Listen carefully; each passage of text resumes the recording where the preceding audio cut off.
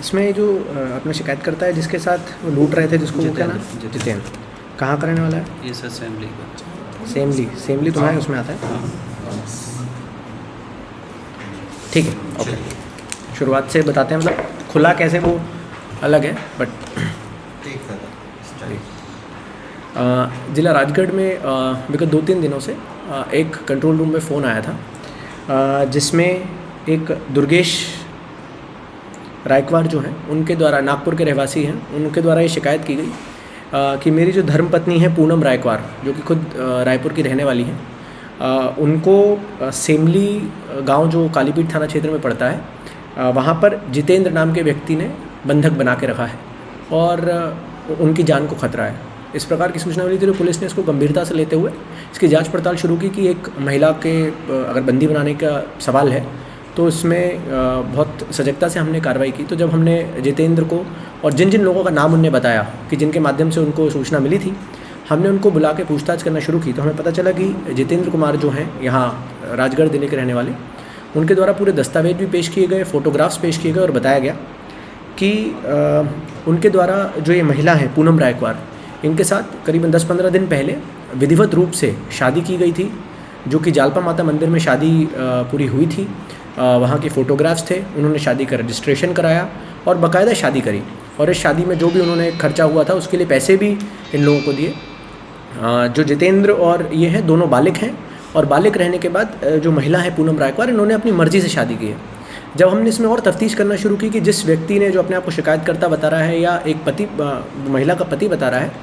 उसके संबंध में पता चला कि असल में वो व्यक्ति जो दुर्गेश है, जो नागपुर का रहने वाला है, वो स्वयं भी महिला का पहला पति था, और उसने अपनी एक महिला की साथी कंचन विश्वकर्मा, जो शाजापुर की रहने वाली हैं महिला, और महिला की जो पत्नी है, इनके साथ मिलके एक षड्यंत्र रचा। इन्होंने पूरी शादी के लिए जो जेवरात, गहने और ये लेते हैं, इसके लिए करीबन 2 लाख रुपए लिए, और जितेंद्र को कंचन विश्वकर्मा के नाम से बताया कि एक महिला है, अच्छी लड़की है और शादी करना चाहती है, शादी की उम्र की है।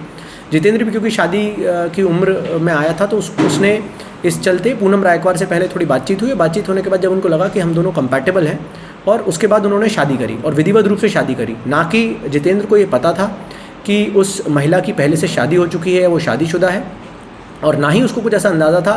कि जो पूरा शादी में खर्चा किया गया है या अन्य चीज़ें की गई हैं, उसके पीछे कोई बड़ा षड्यंत्र है। बाद में जब हमने महिला पूनम रायकवार से पूछा गया या उसका मेडिकल परीक्षण भी कराया कि भाई अगर उसको किसी को प्रताड़ित कर रहा है या किसी प्रकार की चोटें हैं, तो ऐसा कुछ भी नहीं मिला।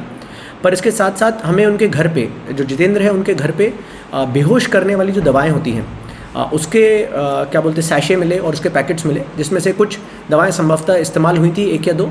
और बाकी नहीं हुई थी, जो कि पूनम रायकवार के कब्जे से ही बरामद हुई थी। तो इसमें जब हमने पूरी तफ्तीश करना शुरू किया, इनके बैंक अकाउंट्स खंगालने शुरू किए, तो हमें पता चला कि करीबन जो इन्होंने शादी के नाम पर, कि भाई शादी में जेवरात लगेगा, शादी का खर्चा लगेगा, उसके लिए जो इन्होंने पैसे लिए थे, उसको पूनम रायकवार, उसकी दोस्त जो कंचन विश्वकर्मा है, दुर्गेश इनके पति, इनको बैंक खातों से ट्रांसफ़र हुआ था। इन लोगों ने ये सभी पैसा रखा था, और इनका षड्यंत्र ये था कि 8-10 दिन ये रहेगी। 8-10 दिन रहने के बाद यदि इन लोगों को बेहोश करने में सफल रहती है जितेंद्र और उसके माँ बाप को, जो उसके नए सास ससुर बने थे, यदि इनको बेहोश करने में सफल रहती है तो बेहोश करके वहाँ से जो जेवरात हैं वो लेके वहाँ से भग जाएगी। और यदि नहीं हो पाता है तो पुलिस को डिस्ट्रेस कॉल करके ये बताई जाएगी कि मेरा शोषण हो रहा है और इसलिए मुझे बचाया जाए।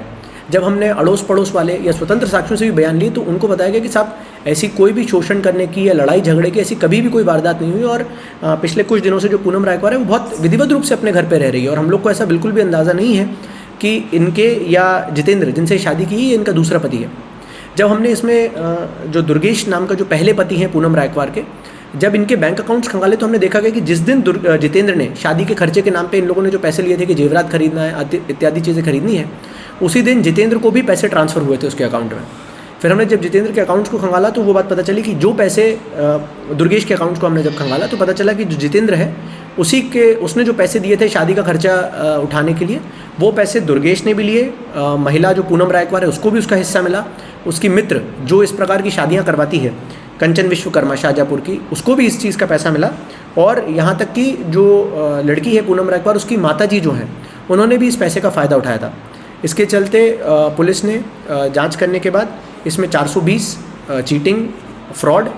एक्सटॉर्शन और पॉइजनस सब्सटेंस देके बेहोश करने की अटेम्प्ट को लेकर इसमें हमने मुकदमा दर्ज किया है। इसमें लोगों की विधिवत गिरफ्तारी की गई और इनसे करीबन 1 लाख से ज़्यादा जो कैश जो इन लोगों ने आपस में बांटा था वो भी रिकवर किया गया है।